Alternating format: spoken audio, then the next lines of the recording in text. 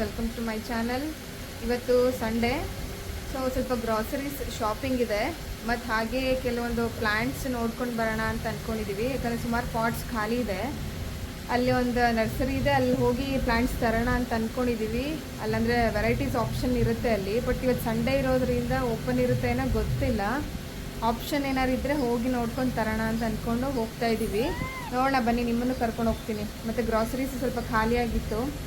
ಇವ್ರು ಹೆಂಗೂ ಜಾನು ಇಲ್ಲೇ ಇದ್ದಾನಲ್ಲ, ಇನ್ನು ನಾಳೆಯಿಂದ ಅವನಿಗೆ ರಜಾ ಅಂದರೆ ಸ್ಕೂಲ್ ಇರುತ್ತೆ. ಸುಮ್ಮನೆ ಇದು ಚಿನ್ನ.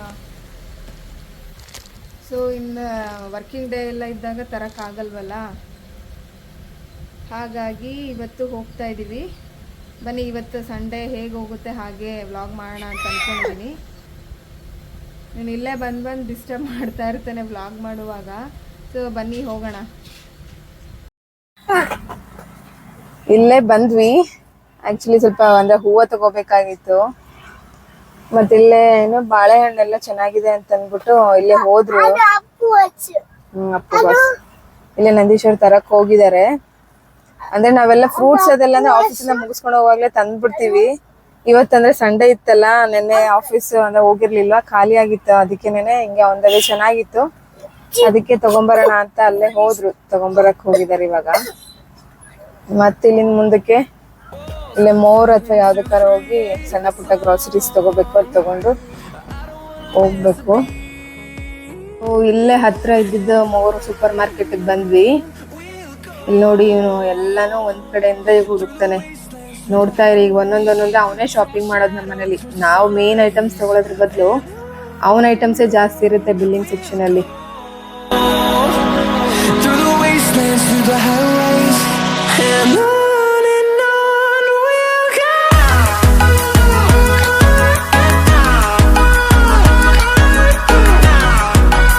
ಈಗ ನೋಡಿ, ಈಗ ಒಂದೊಂದೊಂದೊಂದೇ ಐಟಮ್ಸ್ ಎತ್ಕೋತಾ ಇರ್ತಾನೆ.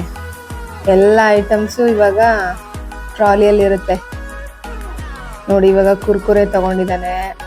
ಇವಾಗ ಇನ್ನೊಂದು ಐಟಮ್ ನೋಡ್ತಾನೆ ಫಸ್ಟ್. ಅದೇನಾದ್ರು ಸ್ಪೈಸಿ ಥರ ಕಾಣಿಸಿದ್ರೆ ಇಟ್ಬಿಡ್ತಾನೆ ಅಲ್ಲೇನೆ. ನೋಡಿ ಇಟ್ಟ. ನೆಕ್ಸ್ಟ್ ಇನ್ನೊಂದು ಯಾವುದು ತಗೋತಾನೆ. ಮೊದಲ ಅವ್ನ ಕಣ್ಣಿಗೆ ಚೆನ್ನಾಗಿ ಕಾಣಿಸಿದ್ರೆ ಎಲ್ಲನೂ ತಗೋತಾನೆ. ಇವಾಗ ಆಯಿತು, ಸ್ನ್ಯಾಕ್ಸ್ ಆಯಿತು. ನೆಕ್ಸ್ಟ್ ಇವಾಗ ನೋಡಿ ಜ್ಯೂಸ್ ತಗೋತಾ ಇದ್ದಾನೆ. ಜ್ಯೂಸನ್ನು ತಗೊಂಡಾಯ್ತು. ಹಾಗೆ ನೋಡ್ತಾ ಇರಿ, ಎಲ್ಲನೂ ಫುಲ್ ನಮ್ಮ ಟ್ರಾಲಿ ಪೂರ್ತಿ ಅವ್ನಿಗೆ ಏನೇನು ಐಟಮ್ಸ್ ಬೇಕು, ಏನು ಸ್ನ್ಯಾಕ್ಸು, ಜ್ಯೂಸು, ಐಸ್ ಕ್ರೀಮ್ಸು ಎಲ್ಲನೂ ತುಂಬಿಸಿರ್ತಾನೆ ಇವಾಗ.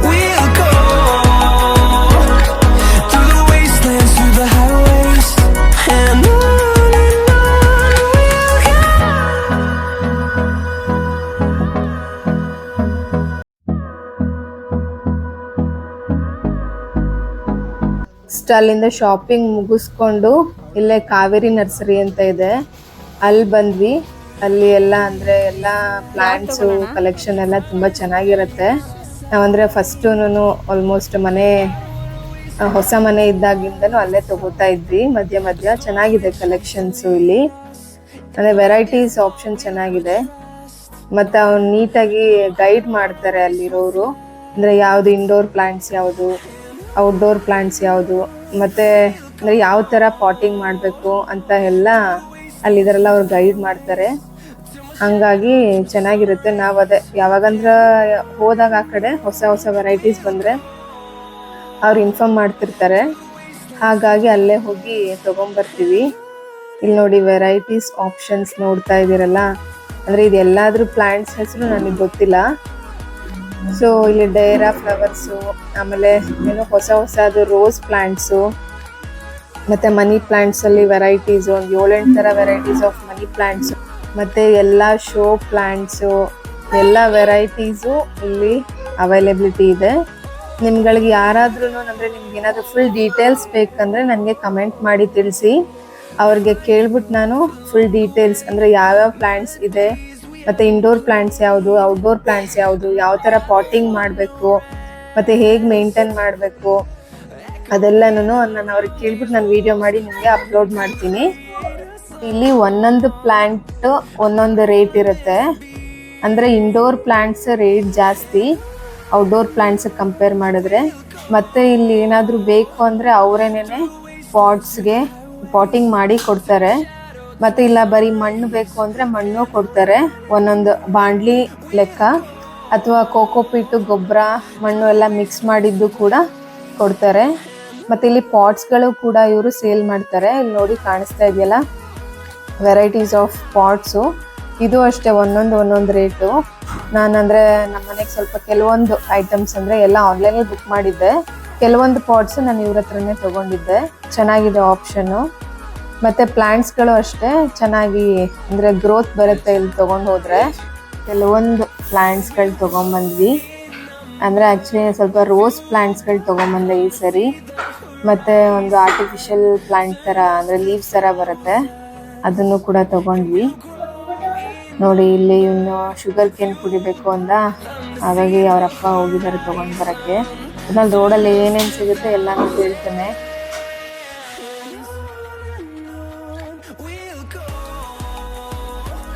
ನಿಮಗೆ ವಾಟರ್ ಮೆಲನ್ ಬೇಕಂತೆ, ಸೊ ಹಂಗಾಗಿ ಅವರಪ್ಪ ನೋಡಿ ವಾಟರ್ ಮೆಲನ್ ತರಕ್ಕೆ ಹೋಗಿದ್ರು. ಏನ್ ಬೇಕು ಚಿನ್ನು?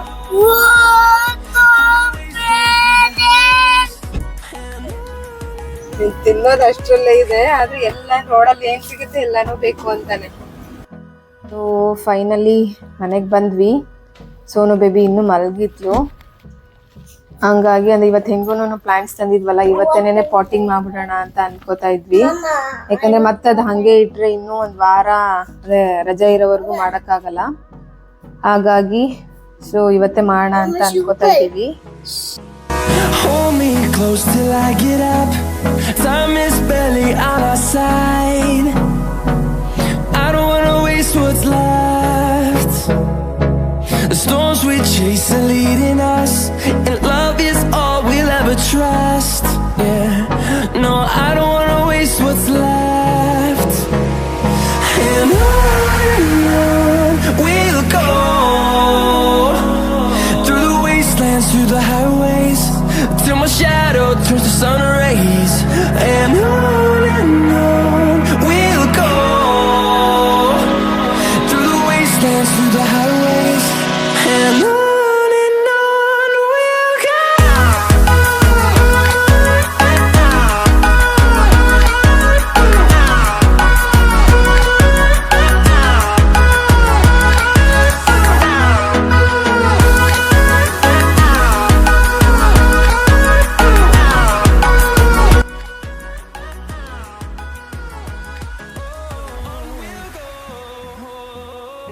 ಆಮೇಲೆ ಮನೆಗೆ ಬಂದಮೇಲೆ ಅಂದರೆ ಬಿಸಿಲಿತ್ತಲ್ವ ಫುಲ್ಲು, ಹಾಗಾಗಿ ಮಸಾಲೆ ಮಜ್ಜಿಗೆ ಮಾಡೋಣ ಅಂತ ಅಂದ್ಬಿಟ್ಟು ಮಾಡ್ತಿದ್ದೆ.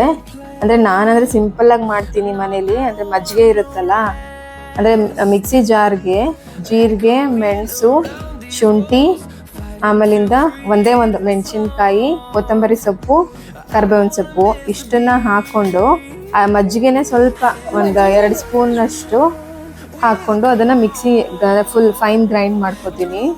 ಆಮೇಲೆ ಫೈನ್ ಗ್ರೈಂಡ್ ಮಾಡ್ಕೊಂಡಿದ್ದನ್ನು ಈ ಮಜ್ಜಿಗೆ ಏನು ಮಾಡ್ಕೊಂಡಿರ್ತೀವಲ್ಲ, ಅಂದರೆ ಸ್ವಲ್ಪ ತೆಳ್ಳಗೆ ಮಾಡ್ಕೋಬೇಕು. ಅದಕ್ಕೇನೆ ಈ ಮಿಕ್ಸಿ ಮಾಡ್ಕೊಂಡಿರ್ತೀವಲ್ಲ ಅದನ್ನು ಅದಕ್ಕೆ ಸುರಿದ್ಬಿಡ್ತೀನಿ. ಆವಾಗ ಅದನ್ನು ಚೆನ್ನಾಗಿ ಮಿಕ್ಸ್ ಮಾಡಿಕೊಂಡ್ರೆ ಸೊ ಮಸಾಲ ಮಜ್ಜಿಗೆ ರೆಡಿ ಆಗುತ್ತೆ. ಚೆನ್ನಾಗಿರುತ್ತೆ ಟೇಸ್ಟು. ನಾನು ಯೂಶ್ವಲಾಗಿ ನಾನು ಹಾಗೆ ಮಾಡೋದು. ಮೇಯ್ನಾಗಿ ಏನಂತಂದರೆ ಅಂದರೆ ಮೆಣಸು ಹಾಕಿರೋದ್ರಿಂದ ಅಂದರೆ ಮಕ್ಳಿಗೂ ಕುಡಿಸ್ಬೋದು, ಗಂಟೆ ನೋವು ಬರಲ್ಲ ಕೆಲವ್ರಿಗೆ. ಅಂದರೆ ಮಜ್ಜಿಗೆ ಕುಡಿದ್ರೆ ಅಂದರೆ ಕೆಲವ್ರಿಗೆ ಇಮ್ಯುನಿಟಿ ಇಲ್ಲದೆ ಇರೋರಿಗೆ ಏನಂತಾರೆ ಗಂಟೆ ನೋವು ಬರುತ್ತೆ ಅಂತಾರಲ್ಲ, ಹಾಗಾಗಿ ಮೆಣಸು ಮೇಯ್ನಾಗಿ ಹಾಕಿದ್ರೆ ಗಂಟೆ ನೋವು ಬರಲ್ಲ. ನಾನು ಯೂಶ್ವಲಾಗಿ ಅಂದರೆ ಸಮ್ಮರ್ ಇರೋದ್ರಿಂದ ಜಾನೂ ಕುಡಿತಾನೆ. ಅವನು ಅಂದರೆ ಸ್ಕೂಲಿಂದ ಬಂದಮೇಲೆ ಅವನಿಗೂ ಫುಲ್ ಒಂಥರ ಡಿಹೈಡ್ರೇಷನ್ ಥರ ಆಗಿರುತ್ತಲ್ಲ, ಹಾಗಾಗಿ ಅವನಿಗೂ ಡೈಲಿ ಒಂದು ಅರ್ಧ ಗ್ಲಾಸ್, ಜಾಸ್ತಿ ಏನು ಕೊಡಲ್ಲ, ಒಂದು ಅರ್ಧ ಗ್ಲಾಸ್ ಅಷ್ಟು ಅವ್ನಿಗೆ ಕೊಡ್ತೀನಿ. ಅವನು ಕುಡಿತಾನೆ. ಅಂದರೆ ತುಂಬ ಅಂದರೆ ಸ್ಪೈಸಿ ಇರಬಾರ್ದು, ಮೆಣಸಿನ್ಕಾಯಿ ಜಾಸ್ತಿ ಹಾಕಕ್ಕೆ ಹೋಗ್ಬೇಡಿ, ಮೆಣಸು ಹಾಕಿರ್ತೀರಲ್ಲ ಆಗ ಖಾರ ಬರುತ್ತೆ. ಅಂದರೆ ಸ್ವಲ್ಪ ಒಂದು 5-10 ಕಾಳು ಮೆಣಸು ಹಾಕ್ಬಿಟ್ಟು ಒಂದೇ ಒಂದು ಚಿಲ್ಲಿ ಹಾಕಿದ್ರೆ ಚೆನ್ನಾಗಿರುತ್ತೆ. ಮತ್ತು ಗಂಟ್ಲಿಗೆ ಏನೂ ನೋವು ಬರಲ್ಲ. ನೆಕ್ಸ್ಟ್ ಅಂದರೆ ಕುಡಿದ್ಮೇಲೆ ನೋಡಿ ಜಾನೂನು ಆರಾಮಾಗಿ ಕುಡಿತಾನೆ. ಅವನು ಡೈಲಿ ಒಂದು ಅರ್ಧ ಗ್ಲಾಸ್ ಕುಡಿಸ್ತೀನಿ ಅವನಿಗೆ. ಸಮ್ಮರ್ ಇರೋದ್ರಿಂದ ಮಕ್ಳಿಗೆ ಕುಡಿದ್ರು ಏನೂ ಆಗಲ್ಲ.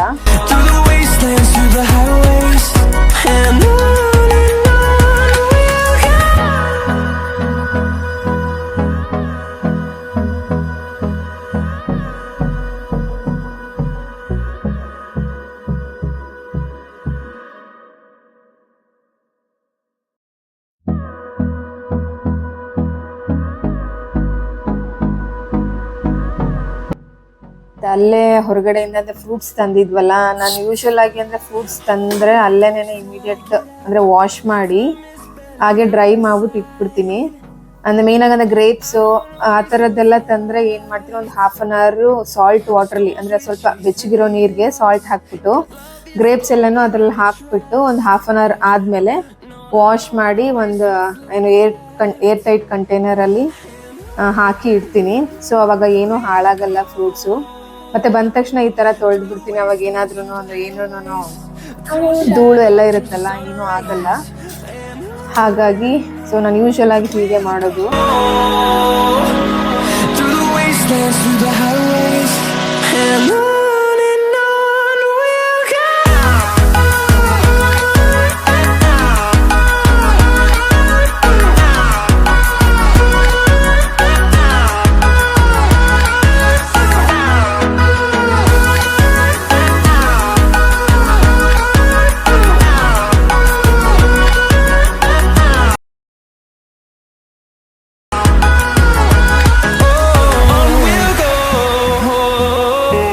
ಆಮೇಲೆ ಅಂದ್ರೆ ಆವಾಗ್ಲೇ 12 o'clock ಅಲ್ಲಿ ಮನೆಯಿಂದ ಹೋಗಿದ್ವಲ್ಲ, ಆವಾಗ್ಲೇ ಅಂದ್ರೆ ಮ್ಯಾರಿನೇಟ್ ಚಿಕನ್ ತಗೊಂಬಂದಿದ್ರು. ಅದನ್ನ ಮ್ಯಾರಿನೇಟ್ ಮಾಡಿ ಇಟ್ಟು ಹೋಗಿದ್ದೆ ಚಿಕನ್ ಕಬಾಬ್ಗೆ.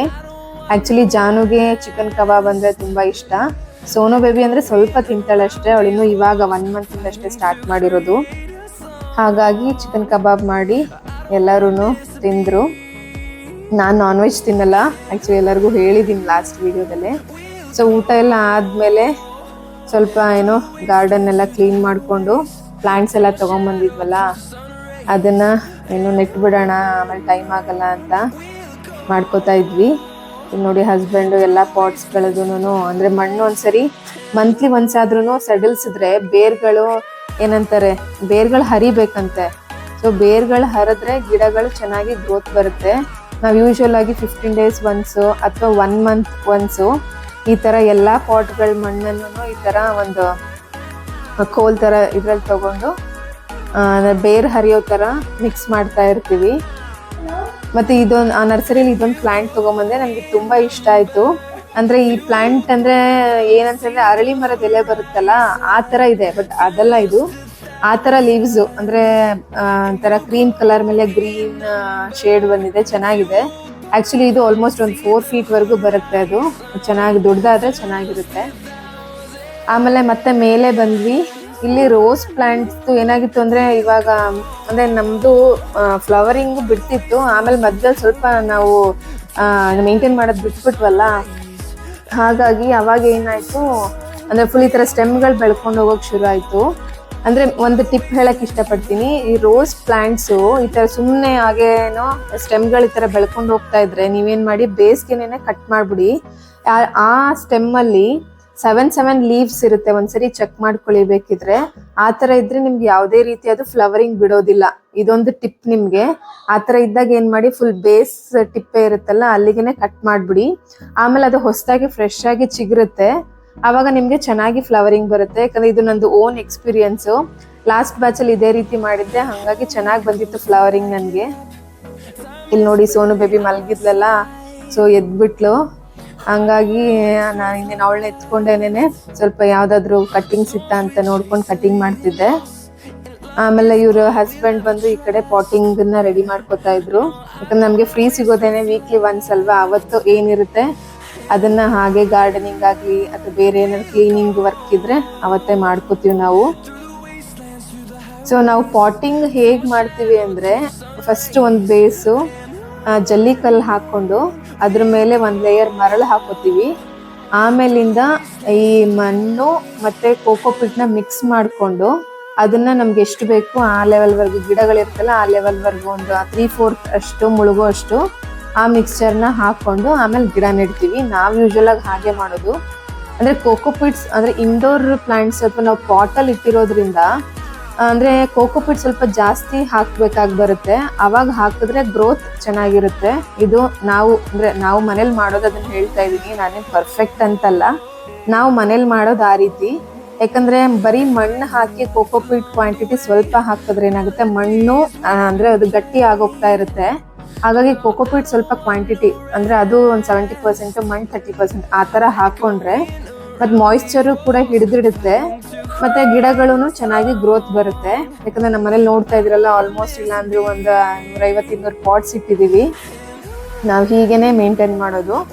ಏನಾದರೂ ಒಂದು ಅಂದರೆ ಹುಳ ಗಿಳ ಏನಾದರೂ ಬಂತು ಅಂದರೆ ಇಮಿಡಿಯೇಟಾಗಿ ಯಾವುದಾದ್ರೂ ಸ್ಪ್ರೇ ಮಾಡಿಬಿಡಿ, ಆವಾಗ ಪಕ್ಕದ ಗಿಡಗಳಿಗೆ ಸ್ಪ್ರೆಡ್ ಆಗಲ್ಲ. ಏನಾದರೂ ನೆಗ್ಲೆಕ್ಟ್ ಮಾಡಿದ್ರೆ ಏನಾಗುತ್ತೆ ಅಂದರೆ ಪಕ್ಕದ ಗಿಡಗಳಿಗೂ ಹುಳ ಬಂದು ಆಲ್ಮೋಸ್ಟ್ ಆ ಗಿಡನೇ ಸತ್ತೋಗುತ್ತೆ. ಹಾಗಾಗಿ ಮೇಂಟೈನ್ ಮಾಡುವಾಗ ಒಂಚೂರು ನೀಟಾಗಿ ಇಮಿಡಿಯೇಟ್ ಫಸ್ಟ್ ಬೇಸಿಕ್ಸ್ಗಲ್ಲೇ ಮೇಂಟೈನ್ ಮಾಡ್ಕೋಬೇಕಾಗತ್ತೆ. ನಾವು ಹಾಗೆ ಮಾಡೋದು. ಸ್ವಲ್ಪ ಏನಾದ್ರು ಒಂದು ಗಿಡಕ್ಕೆ ಪ್ರಾಬ್ಲಮ್ ಆಯ್ತು ಅಂದರೆ ಇಮಿಡಿಯೇಟ್ ಯಾವುದಾದ್ರೂ ಅಂದರೆ ಮನೇಲೇ ಹೋಮ್ ಮೇಡ್ ಸ್ಪ್ರೇ ಮಾಡ್ಕೋತೀವಿ. ಇಲ್ಲ ಅಂತಂದರೆ ಏನು ಅದಕ್ಕೆ ಬರುತ್ತಲ್ಲ ಸ್ಪ್ರೇಸು, ಇನ್ಫೆಕ್ಷನ್ಸ್ ಆಗದೆ ಇರೋ ಥರ ಆ ಸ್ಪ್ರೇನೇ ಮಾಡ್ತೀವಿ. ಹಾಗಾಗಿ ಹೆಲ್ದಿಯಾಗಿ ಮೇಂಟೈನ್ ಆಗುತ್ತೆ. ಒಂದೇನಂದರೆ ನಾವು ಕಷ್ಟಪಟ್ಟರೆ ಅಷ್ಟೇನೆ ಗಿಡಗಳು ಅಂದರೆ ಮನೇಲಿ ಹಸಿರು ನೋಡೋಕ್ಕೆ ಸಾಧ್ಯ. ಸುಮ್ಮನೆ ನೋಡಪ್ಪ ಅವ್ರ ಮೇಲೆ ಅಷ್ಟೊಂದಿದೆ ಇಷ್ಟೊಂದು ಗಿಡಗಳಿದೆ ಅಂತ ಹೇಳಿದ್ರೆ ಆಗಲ್ಲ. ನಾವು ನಮ್ಮ ಮನೆಯಲ್ಲಿ ಗ್ರೀನ್ ನೋಡಬೇಕು ಅಂದರೆ ನಾವು ತಿಂಗಳಲ್ಲಿ 1 ದಿನ ಅಥವಾ 2 ದಿನ ಈ ಥರ ಕಷ್ಟಪಟ್ಟರೆ ನಮ್ಮ ಮನೆಯೂ ಕೂಡ ಏನಂತಾರೆ ನೈಸರ್ಗಿಕವಾಗಿ ಹೆಲ್ದಿಯಾಗಿ ಗ್ರೀನಾಗಿ ನಮ್ಮ ಮನೆ ಸುತ್ತಮುತ್ತನೂ ಮೇಂಟೈನ್ ಮಾಡ್ಕೋಬೋದು. ನಾನು ಹಸ್ಬೆಂಡ್ ಯಾವಾಗಲೂ ಈ ಥರ ಕೂತ್ಕೊಂಡು ಅಂದರೆ ಯಾವಾಗಲೂ ನಾವಿಬ್ರೂ ಜೊತೆಯಾಗಿ ಈ ಥರ ಮಾಡ್ಕೋತಾ ಇರ್ತೀವಿ. ಹಾಗಾಗಿ ನಮ್ಮ ಮನೇಲಿ ಏನೋ ಗಿಡಗಳಾಗಲಿ ಎಲ್ಲನೂ ಚೆನ್ನಾಗಿದೆ. ಯಾಕಂದರೆ ಇಬ್ಬರು ಇದ್ದರೆ ಮೇಂಟೈನ್ ಮಾಡ್ಬೋದು, ಒಬ್ಬೊಬ್ಬರ ಕೈಲಿ ಆಗಲ್ಲ ಇದು.